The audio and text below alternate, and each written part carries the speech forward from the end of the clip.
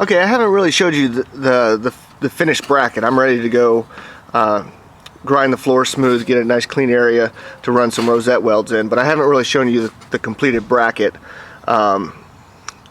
with all the modifications that I've made. The first one, on this side it used to flare out just as this side did, but it was interfering with a curve in the floor, so I cut it straight with this line right here. So I cut that straight, I rounded off all the corners just for a clean look, and then of course I did weld in this little brace right here, and of course it's spot welded front and back. And then of course I drilled all my holes for the rosette welds. These two smaller ones in the middle, I drilled those out because I'm going to put some sheet metal screws in there to hold this in place. I'm going to put it in the truck, I'm going to bolt it to the seat, make sure everything's right where I want it to be. Then I'm going to put those sheet metal screws in these two holes, and then take the entire seat out and then go in and weld it in. Then I'll pull the screws out, weld up those little holes, and it'll be good to go. So I just wanted to show you the bracket and everything that I've done to it right before I weld it in. Okay, I got the bracket mounted in place. I came in there and I ground the paint and got the area smooth under there, nice and shiny to put a weld in. Of course, you can see the two self-drilling sheet metal screws that I have in there to locate this while I weld it.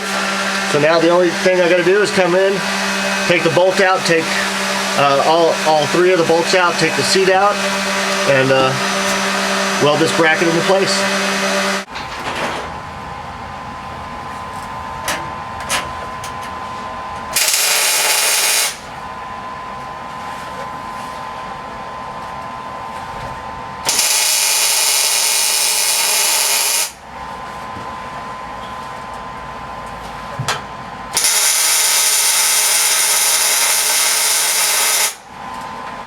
Alright, so we just finished welding in our front bracket, mounting this bucket seat in this truck. So we're finished with that. All it just needs now is some painting, a little cleanup work, a little grinding, get these little smoothed down a little bit, and then paint it.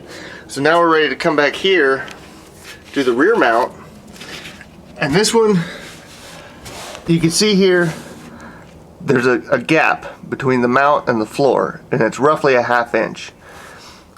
And to tell you the truth, I don't know why there's a gap there. I've measured this seat and I've leveled it, and I've sat in it.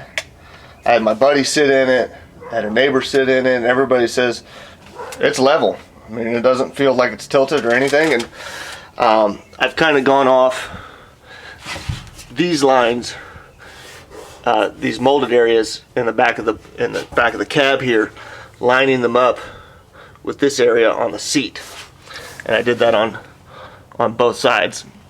So again, I don't know why there's a gap there, and to tell you the truth, I kind of don't really care because the seat is level and it sits fine, and I think it's great. So we'll just work with this and finish the mount.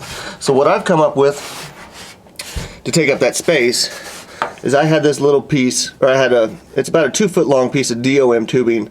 When I go to the metal store, I may just be going for some angle iron or some sheet steel or something, but I always check. They have a cut rack at my metal store, and I always check and see if they got some DOM tubing, especially stuff like this. It's a real thick wall, kind of a small diameter. This is an inch in diameter. It's got a 1/2 inch diameter hole there in the center, and it's about a 1/4 wall thick.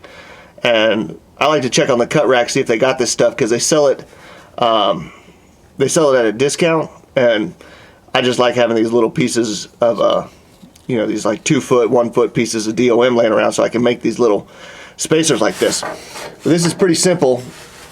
I cut that at a 1/2 inch. I gotta lift up on the seat a little bit because the weight of it is pushing down.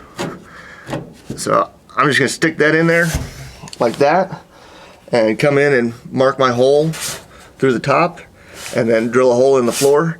And then I got some other pieces that I cut, and I'll show you how we're gonna get this mounted. This hole right here, This is your seat belt mounting hole, and I don't want to mess with that. I want to leave that alone.